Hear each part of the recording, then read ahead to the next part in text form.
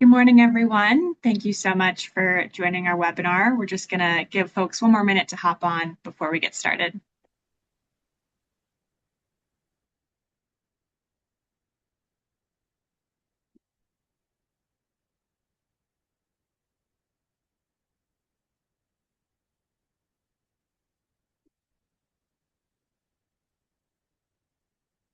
And while we're waiting, if you want to go ahead and introduce yourself and your organization in the chat, we definitely welcome that.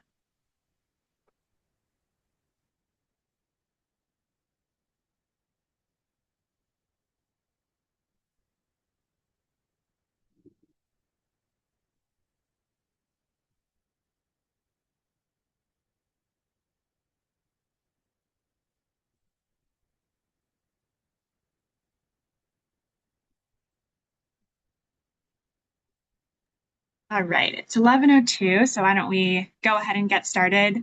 Please feel free to keep introducing yourself and where you're coming from in the chat, both your organization and municipality. But today we are going to talk to you about how you can protect your nonprofit from rising electricity prices.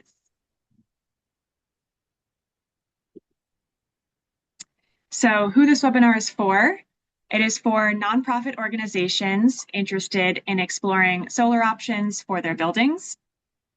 It's also for organizations that are grappling with rising electricity costs, organizations looking to further their sustainability goals, and just anyone generally looking to understand energy cost trends in Massachusetts.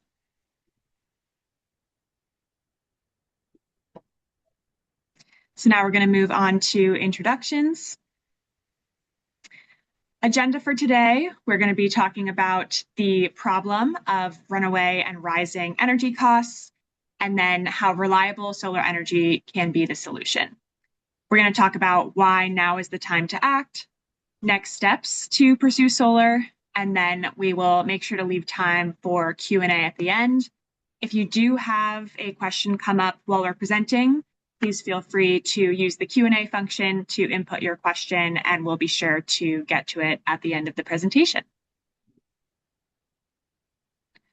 So now to introduce our panel, I will have everyone go ahead and introduce themselves, but I'll kick us off.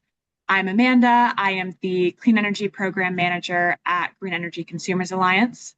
We are a nonprofit based in Cambridge, and we work across Massachusetts. And our mission is to empower consumers and communities to speed a just transition to a zero carbon world.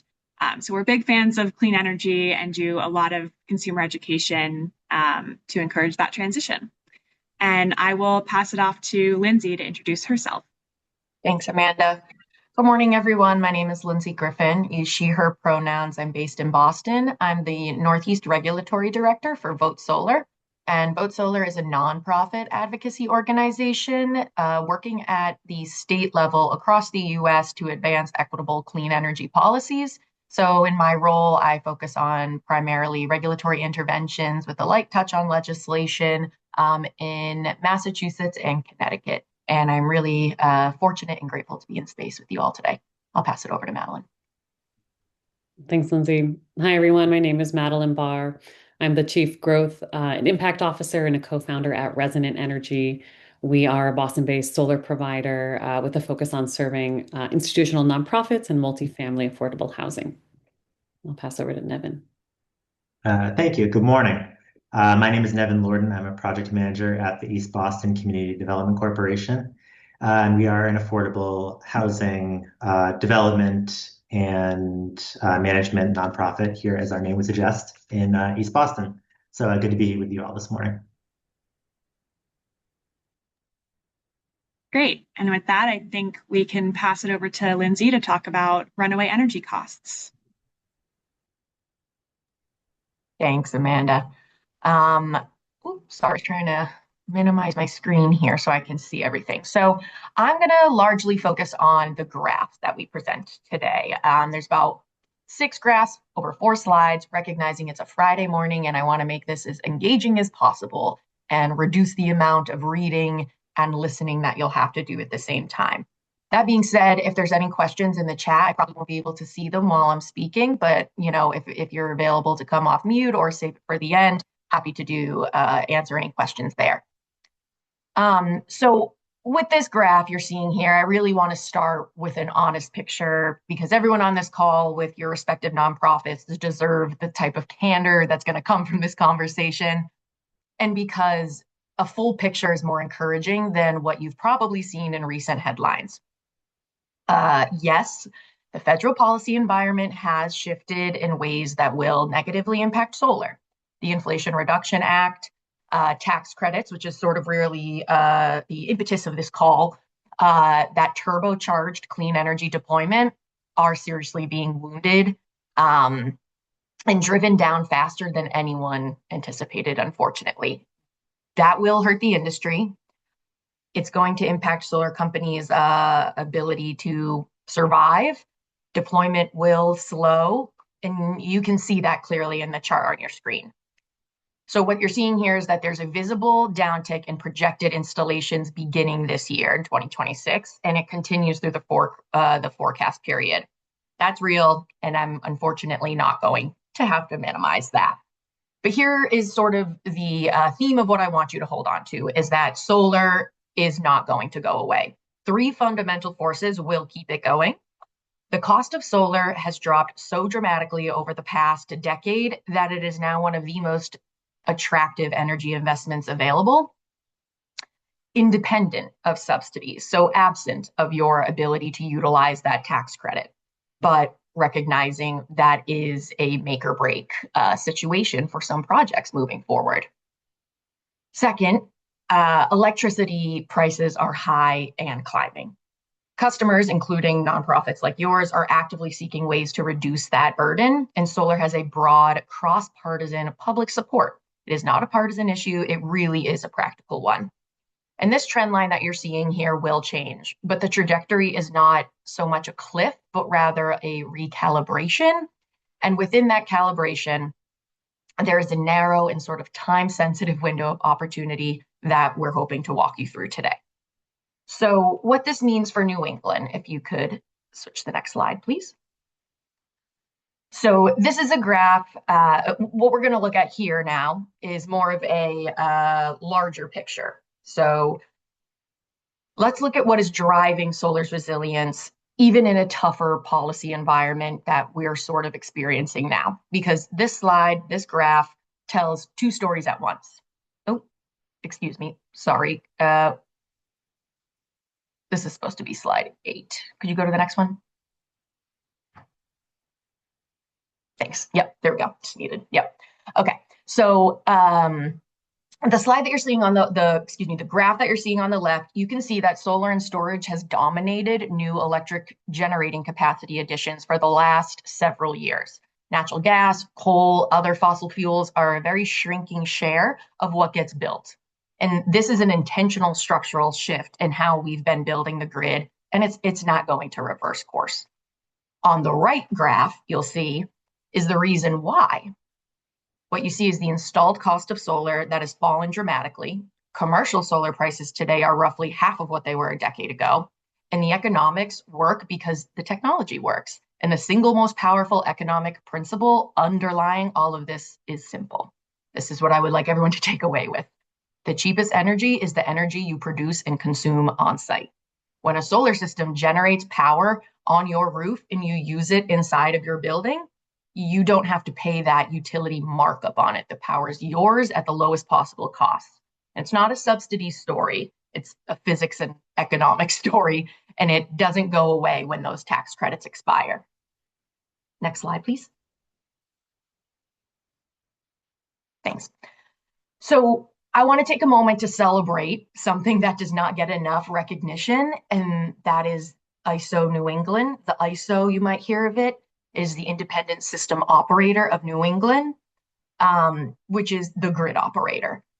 Now, what ISO New England does is it formally accounts for local distributed solar in all of its resource planning and forecasting, and that matters enormously. It means that rooftop and community solar has grown to a scale where it can't be treated as a sort of rounding error. ISO New England projects that distributed solar in New England growing from roughly 10,000 megawatts today to 20,000 megawatts by 2050. That is a doubling of on-site solar and customer-owned generation produced. That's the power produced where people live and work, where they consume. And that projection does have consequences for everyone on the grid.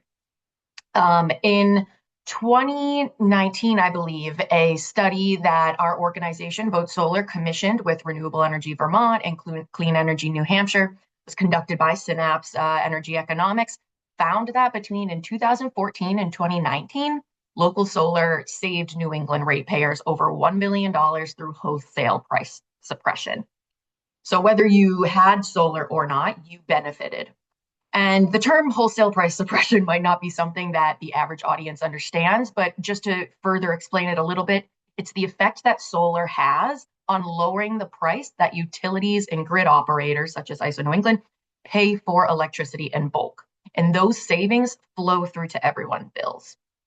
So in a simplified version, the electricity grid runs like an auction. Every hour, power generators bid to supply electricity, and the grid buys from the cheapest sources first, typically solar and wind. Then moves up to more expensive sources like natural gas as the demand grows. That final, most expensive source needed to meet demand sets the price for everyone that hour. So when solar is generating strongly, say a sunny afternoon, it floods the market with cheap power, so the grid doesn't need to call on as many expensive gas plants. The price that gets set at the top of the auction is lower, and every generator gets paid that lower price, and ultimately ratepayers then pay less. So a simple analogy, the best way that I can communicate it with is, imagine you go to a farmer's market where tomato prices are set by the last seller who makes a sale.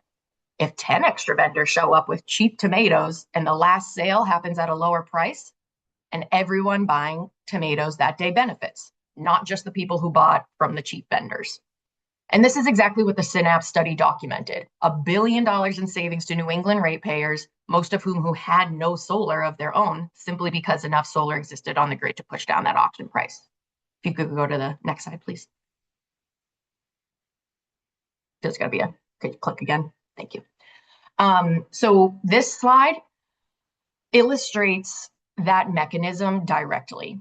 The diagram on the left shows what economists call the behind the meter effect. Behind the meter typically means that your solar system is connected to the distribution grid. So solar installed at a customer's site both reduces the demand the grid sees and the price that it clears at. Lower demand, lower price for the whole market. And the real world data on the right graph makes that concrete. A study by the Acadia Center showed that on June 24th of last year in 2025, we all remember that scorching hot summer day when the grid demand was surging and local solar and storage in New England suppressed wholesale electricity prices by an estimated $19 million in a single day. And that's not just a theoretical benefit. That is $19 million that did not get added to ratepayer bills because of people who did invest in solar. And this is why I push back when people frame solar purely as an environmental issue. It is that, but it's also a ratepayer protection issue, a grid reliability issue, and for your organization, a financial resilience issue. And you can go to the next slide now, please. Before I pass over to the next speaker, I just want to recommend that, mention that we are going to propose some sort of solutions, but I want to challenge this sort of fundamental assumption that has shaped energy planning for decades. Traditionally, the energy sector has treated customer demand as a sort of fixed variable and this immovable object that systems simply have to serve. But, you build more power plants, you build more transmission line, make sure the lights stay on. And that model made sense in 1975, but it doesn't make sense in 2026. Today, customers, those who own solar and those who use energy are a resource. So those who are trying to go solar right now and produce their own power, by generating your own power with rooftop or carport solar, you can store that power with a battery to deploy when grid prices peak, participate in demand response programs to earn credits for reducing local, load, I should say, at critical moments, and respond to real-time price signals to shift usage and lower costs. if we continue to overbuild supply side infrastructure while ignoring the resource sitting on our rooftops or in these parking lots, we'll pay for more than necessary. It's not just inefficient, it's inequitable, but the one thing I can leave you with is that 10 years from now, we will look back at this moment and say, we dramatically underestimated how central customer sited resources became to the grid. They provide a financial benefit, a reliability benefit, for a long-term planning benefit. The organizations that really act early and take advantage of this time-sensitive decision, this time-sensitive adoption, people who lock in their solar investments while the policy window is still open really will have insulated themselves from electricity price volatility for decades. I'm happy to pass the microphone over now and happy to answer any additional questions at the end. Thank you. Great. Thanks for that, Lindsay. We can go to the next slide. So just as a reintroduction, my name is Madeline Barr. I'm the Chief Growth and Impact Officer and a co-founder at Resonant Energy. I've been in the clean energy industry here in Massachusetts for the past 15 years or so, with a focus on solar energy efficiency and some utility scale program design. So at Resonant, our focus is our mission really is to expand access to clean energy in underinvested communities. We do this today by developing and installing solar with nonprofits and multifamily affordable housing. And we have a team, an internal team that is solely focused on helping organizations apply for relevant grants and program incentives and custom nonprofit financing. We are employee owned and B Corp certified. And here's just an example of some of the variety of projects that we've worked on, from rooftop to parking canopy. This Vipassana meditation center has off screen also a large ground mount array that we installed. And we really try to focus, most of our work is on the existing built environment, so parking lots and rooftops. And you can also see here what's represented is a wide variety of priorities, financial constraints, and different space availability between these different types of organizations. So we really do try and meet organizations where they're at. So I'll recap just a little bit on thanks to Lindsay for the deep dive on energy trends and how solar plays into that. I'll focus in a little bit here on Massachusetts specifically, and just what we're hearing and seeing from some of our customers. But as I'm sure all of you are closely familiar with, is that electricity rates have been rising over time. And there's some seasonal fluctuation, but we're not seeing any trends that are bringing electricity. Oh, did we drop the screen share? Oh, cool. Great. Thanks, Rachel. But yeah, we're not seeing trends that are bringing electricity prices back down. And that even in just the past few years, and this graph goes up until through 2024, we're seeing electricity rates increase faster than past. And Goldman Sachs recorded that in 2025 alone, electricity rates increased by 6.9%, and are expected into 2027 to continue increasing at a rate of about 6%. So about twice that of inflation. And we looked back at some of our projects over the past few years. And so this is one example, a synagogue who installed solar back in 2018. When we initially modeled their project, we used 15 years of historical electricity data and modeled an electricity rate increase of about 2.7% per year. What we found is that in the years since they installed solar, electricity rates have risen twice as dramatically as what we had modeled. So instead of increasing 2.7% over a year, since 2018, they had increased 5% year over year. And so this organization will save nearly $200,000 more than we even anticipated, because we've seen because of this spike in electricity rate increase over the past 7 or so years. You go to the next slide. Um, so so are we talking about this now? We've talked about the energy trends, the electricity prices. How can my organization take action? How can I actually afford solar? And I'll get into that next.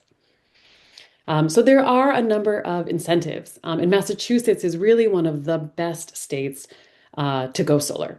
On the federal side, there are still incentives available. I'll get into timelines and how to lock in some of these credits in a few minutes, but I wanted to emphasize that you can still access some of the incentives that were rolled out through the Inflation Reduction Act that was passed in 2022. And this increased the federal tax credit for solar up to 30% and created some options for increased incentives. So you can see here 10% for a location-based low-income bonus, energy community, domestic content, so that we're seeing some organizations actually access up to a 70% tax credit. And for nonprofits, this is available as a direct rebate, what is referred to as elective pay or direct pay. So even if you're a tax-exempt organization, one of the wonderful parts of the IRA is that it allowed nonprofits to benefit from that tax credit in the same way. And then also in Massachusetts, we have the SMART program. We can go to the next slide. And the SMART program is in response to the rolling back of the federal programs, has been revamped and was rolled out relatively quickly so that now organizations can access what we refer to as SMART 3, which is a more robust version of the SMART program. Higher incentives for parking canopies, for large rooftop projects, for low-income community solar. And so organizations who move forward right now can still take advantage of SMART 3, which was recently rolled out, and these federal tax credits where there's a little bit of time left. And so the credits the federal incentives are going away. The first, I would say, major step down is going to happen early July of this year. And so by that time, projects who want to access these programs have to take a few initial steps to lock it in through a process we call safe harbor. So you do not have to have a solar project finished. This is not a post-mortem on all of the incentives, but rather, I would say we're ringing the bell for the last call here. And as Lindsay highlighted, solar is not going away. This is not the end of solar by any means. But if there is some momentum within your organization, now is the time to act. Go to the next slide. And to help organizations do so, I'm just going to quickly highlight a program that we have now with the Providers Council, Essex County Community Foundation, funded by the Mass CEC. It's an opportunity for community serving organizations and health centers to access a small stipend to go through the feasibility analysis. So this will get you, depending on your portfolio size, up to $7,500 to collect electric bills, to collect roof ages, and get this process started. We know for many organizations, just allocating the staff time is one of the main barriers. And so this program with our partners is meant to help provide a little bit of ease to those barriers. Go to the next slide. So with all of these stacked up, even amid the changing federal landscape, the changing policies, rising electricity costs, we're in what we have been referring to as an incentive sweet spot. So you can access, if you're a qualified organization, you can access the feasibility stipend through the SUN campaign. What I'm happy to follow up more about is a grant program that's run by the Department of Energy Resources called the LISP grant. And so far, the Resonant team has helped 16 organizations apply for a total of $3.5 million of implementation and installation funding. As you can see in this chart here, you can catch the tail end of the federal tax credits and get benefit from the early end of the Smart 3 program. So again, we'll put in a link if organizations want to apply for the Sun campaign or just to write us directly if you want to see how this might work for your organization. We are happy to have those conversations. We can go to the next slide.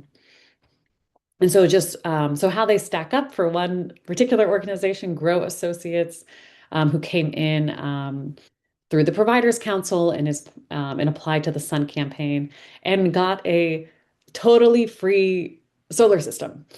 So they received $2,500 upfront to cover the preliminary design and feasibility study.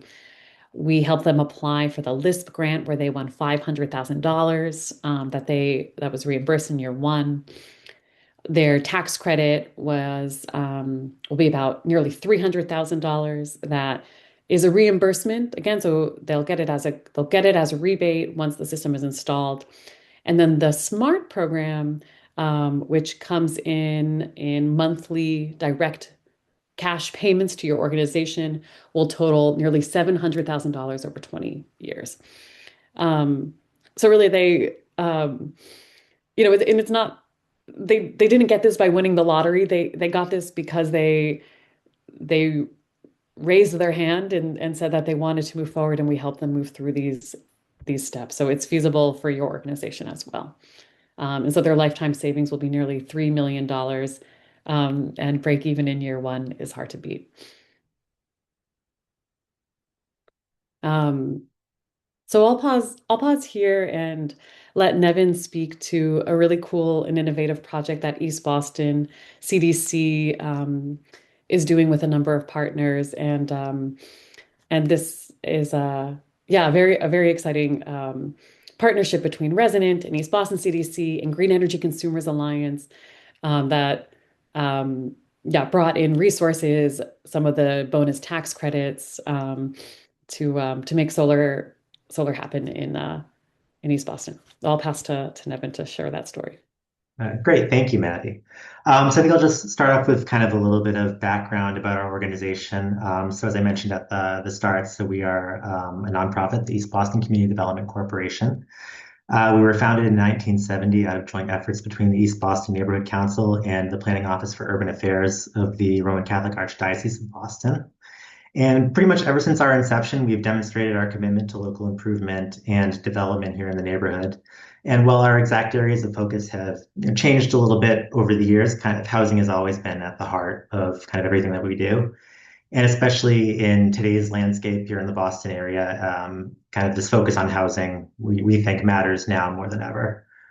And since our inception in 1970, we've developed over 750 units of affordable rental housing, most of which is located right here in East Boston. And then we have some minor holdings in the North End and Winthrop as well. And we house families, the elderly, and disabled kind of all across our diverse housing portfolio. And we also kind of have all of our operations under one roof. We also self-manage under our management arm, Metro Management. So to talk a little bit about kind of the geography of our neighborhood. So we are, a low-lying coastal community and home to a large international airport. So environmental stewardship is kind of a constant theme in everything that we do, especially today against the backdrop of an ever-changing climate. And we're also a neighborhood with a strong history of environmental activism. We think back to the 1960s when there were neighborhood-wide protests against runway expansions at Logan Airport, to the 1970s when there was fierce neighborhood opposition to the expansion of a tunnel that would have cut right through the heart of the neighborhood. And even today, we see ongoing opposition to the construction of an Eversource electrical substation along the Chelsea Creek in the Eagle Hill section of the neighborhood. So kind of given this history in the neighborhood, when Resonant first approached us about installing solar panels on the roofs of some of our buildings, it actually did make a lot of sense. We selected our portfolio known as the East Boston Neighborhood Trust, which you can see laid out right there on that poster. And So yeah, some background on the Blue Line portfolio. So it's what we call a scattered site portfolio. So it's made up largely of triple deckers, so 2, 3 family homes all across the neighborhood. It's 36 buildings, totaling 114 units. And to just give you an idea of the population that inhabits these units, 85% of these units are sized 2 bedrooms or larger. So basically, the primary population we're housing here are families. We acquired this portfolio in 2022 under what's called a mixed income neighborhood trust, also known as a MINT for short. And this was the first of its kind in Massachusetts. We were able to do this by partnering with an organization called Trust Neighborhoods and raising funds from private socially conscious investors and along with additional subsidy funds from the City of Boston's Office of Housing. And the purpose of this mint was formed to reclaim local control of more real estate here in East Boston, where here in particular, we're seeing unprecedented displacement of our low and moderate income immigrant communities. So basically, this acquisition took these 114 units out of the speculative market and ensures that they will remain affordable in perpetuity. And the trust oversees all aspects of the portfolio from its capital needs and leasing and operations. And it has a two-tiered governance model made up of at the top tier, the operating board, and then just below them is the trust stewardship committee. And these are staffed up with representatives from our organization, the East Boston CDC, as well as trust neighborhoods, some local community organizations here in the neighborhood, and from renters from our community. So when the idea of installing solar panels on the roofs of some of these buildings was first presented to our trust, we did receive some mixed reactions at first.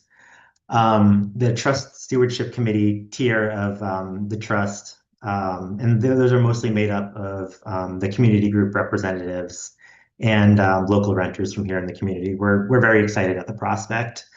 On the other hand, the operating board, which is made up of the folks who are kind of more in the weeds, kind of dealing with the accounting and kind of the down and dirty numbers on the portfolio, as well as our maintenance staff, we're a little less enthusiastic at first when we brought it up. Um, Primarily due to concerns. I mean, before we went into kind of any specifics, I think they were concerned about the cost to install the system, as well as kind of ongoing maintenance and upkeep that we thought we would be responsible for. Fortunately, we were able to kind of allay those concerns at the outset, and that we were able to get these solar arrays installed at no cost to us as an organization or to the trust, and that the ongoing upkeep of them is not our responsibility. So we got everyone on board in pretty short order there. And then in working with Resonant Energy and the Green Energy Consumers Alliance, we identified 9 buildings in this portfolio that were good candidates for solar. And we were largely focused on the buildings that had had their roofs recently replaced and likely would need a replacement for another 15, 20 plus years. And then also have the electrical infrastructure in the building to support the installation of a system like this. So really, it's hard to paint this whole arrangement as anything other than a win for the Blue Line portfolio. Basically, we get the system installed at no cost, and once the system is switched on, we'll be under the power purchase agreement that we have with the Green Energy Consumers Alliance, where we'll save on our operating costs by purchasing electricity for these buildings, their common areas, at a discounted rate over a 20-year period. And then to take it a step further, we're currently working with the Green Energy Consumers Alliance to look at possibly passing on some of these savings to our tenants via bill credits. And that's for our tenants who are on Eversource's affordable R2 rate. And as the point that Maddie hit on earlier, it's just kind of with the increasing rates on electricity that only seem to be going higher, especially these days. And add onto that the fact that some of our buildings are heated with electric, which is one of the most expensive ways you could possibly heat a building. And I think it's an impact some of our tenants in particular felt this past winter, kind of with how cold and snowy it was, and people were kind of running their heat constantly. We had some pretty crazy electric bills that our tenants were reporting to us. But it just has such a great impact on both our bottom line and that of our tenants. So today we're happy to report that the initial installation of these arrays has been completed on 3 out of the 9 buildings, and we'll be starting on the 4th one on Monday.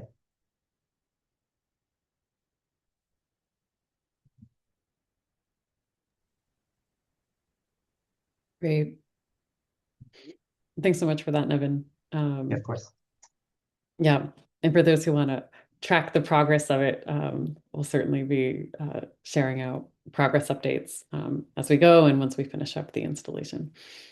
So I'll wrap up our formal presentation now with a couple of ways you can take action. So again, if your organization has considered solar, now is really an important time to get that process started so that we can lock you in for these federal incentives and maximize the amount of grant and state and federal funding that you can access. You can see the link here. I think it was also tossed in the chat if you want to apply for the Sun campaign, or our emails are on the next slide, and you can also email any of us directly. In this conversation about ways about how to avoid and protect your organization from rising electricity costs, we did not talk about another big piece, which is, of course, energy efficiency in the Mass Save program. But if you do want to discuss that further, we're happy to talk offline, or you can support this Save the Mass Save sign-on letter. There's been some recent significant funding cuts to the Mass Save program that have passed through the State House. So we, along with many of our coalition partners, are supporting ways that we can also advocate for saving the Mass Save program, as well as some additional solar policy recommendations that are also currently moving their way through the Massachusetts Senate. So I'll pause there. We've recorded this session. We'll share out these slides, and would welcome more conversation now. And please feel invited to toss Q&A into the chat or the Q&A box at the bottom of your screen, and Amanda will take us through. Thank you. Awesome. Thanks so much, Maddie. Yeah, so if you have questions, now is the time to pop them into the Q&A function at the bottom of your screen, and we will take time to answer them.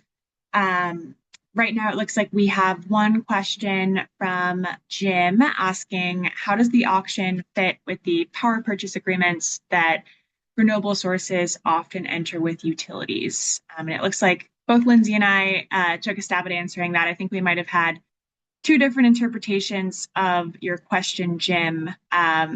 So just want to clarify, if you're asking about the PPA price versus the price suppression effect on the wholesale market, I'm happy to take a stab at answering that.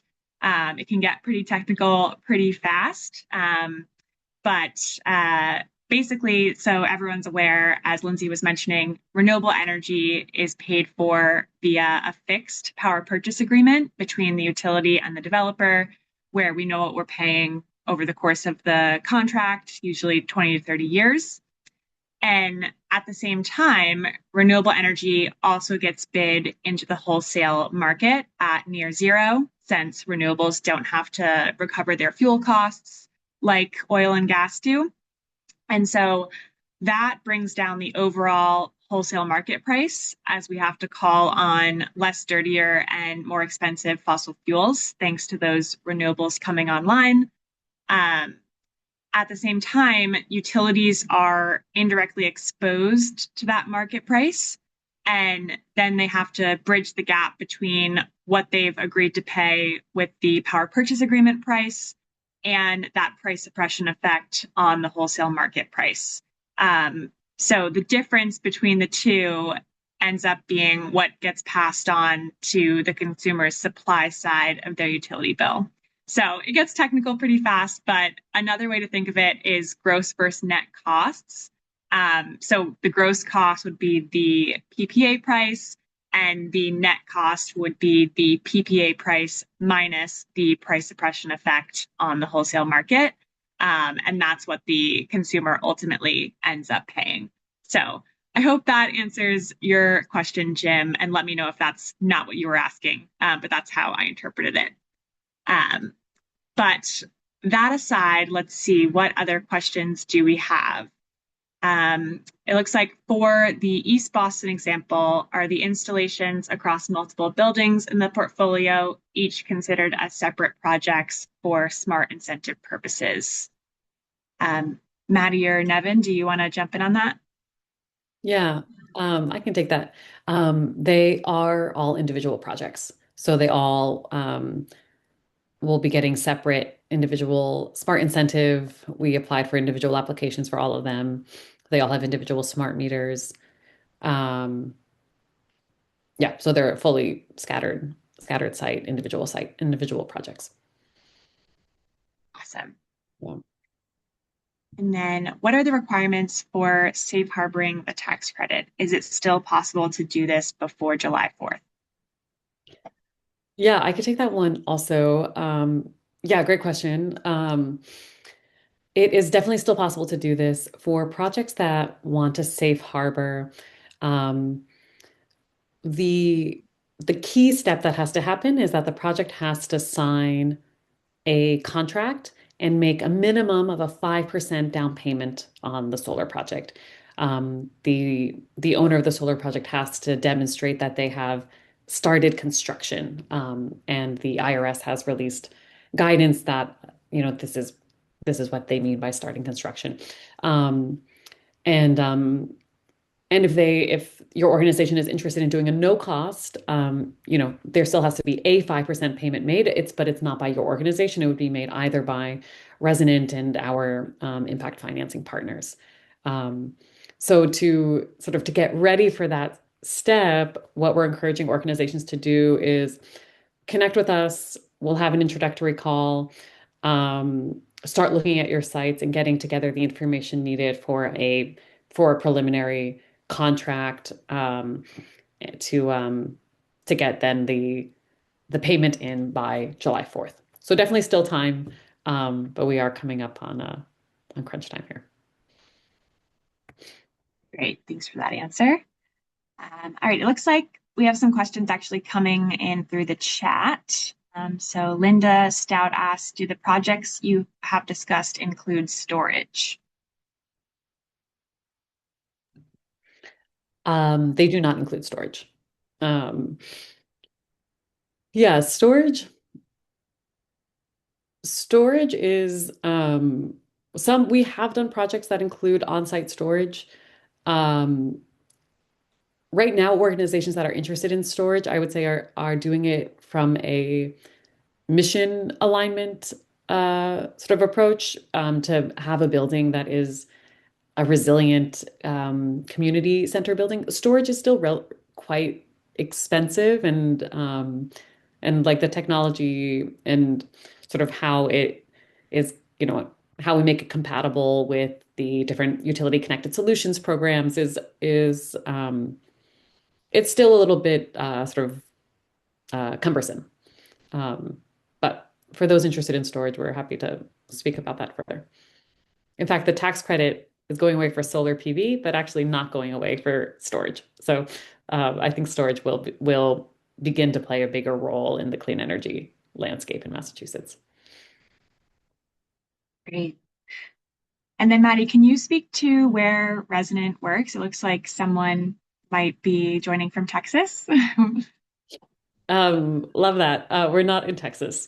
Resonant is in primarily Massachusetts, in Connecticut, and we've done some work in New York, and we're looking a little bit at Rhode Island. But unfortunately, Texas is not in our near or medium term plan. Thanks for that.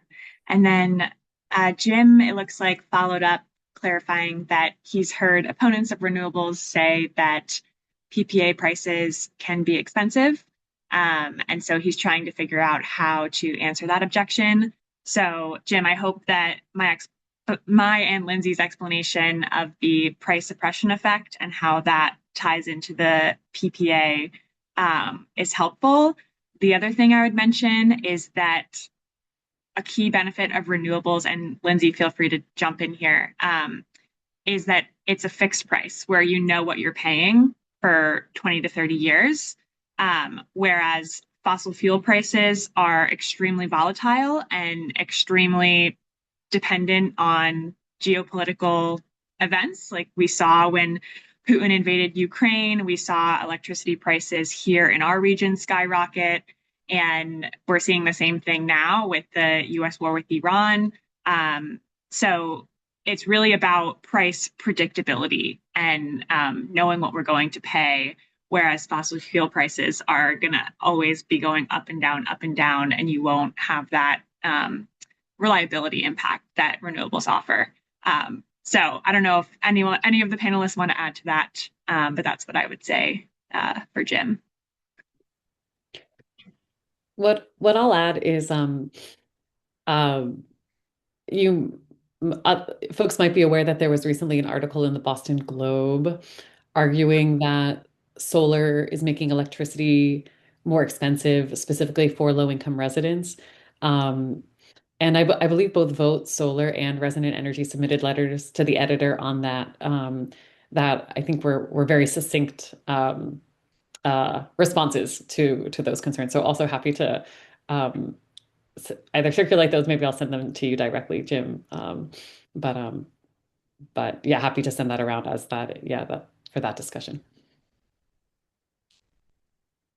Awesome. Great. Well, I think that's all the questions I see in the chat. So maybe we'll hang on for one more minute to see if any more come through before we wrap up.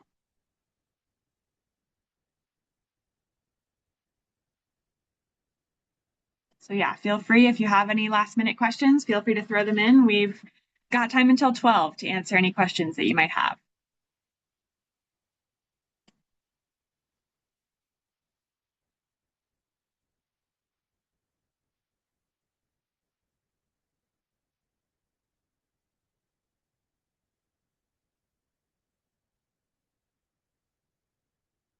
All right, we just got one coming in from Clark. What is the best way to create a mint for a community high level? Maddie, do you know what that means? I think that is a question for Nevin about the mixed Oh, income. Yeah. I can give like a very brief kind of description of at least how we managed to do it here at the East Boston CDC. So I think I mentioned in my piece a couple of times an organization called Trust Neighborhoods. So they're a nonprofit, I want to say based out of Kansas City. But basically all they do is they work with nonprofits like ours here in East Boston. Um, on shared governance housing portfolios and designed to do exactly what we did here in East Boston, where you're looking to take units off the speculative market and maintain them as affordable. So I would say Trust Neighborhoods would be a great organization to reach out to if you are looking to create one in your community.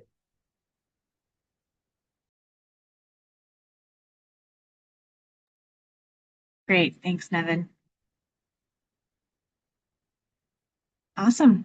All right. Well, I think that's all of the questions that we have. So I think we're happy to give folks 10 more minutes back to their day and really appreciate you all joining us. And our emails are here if you do want to get in touch or have any further questions pop up.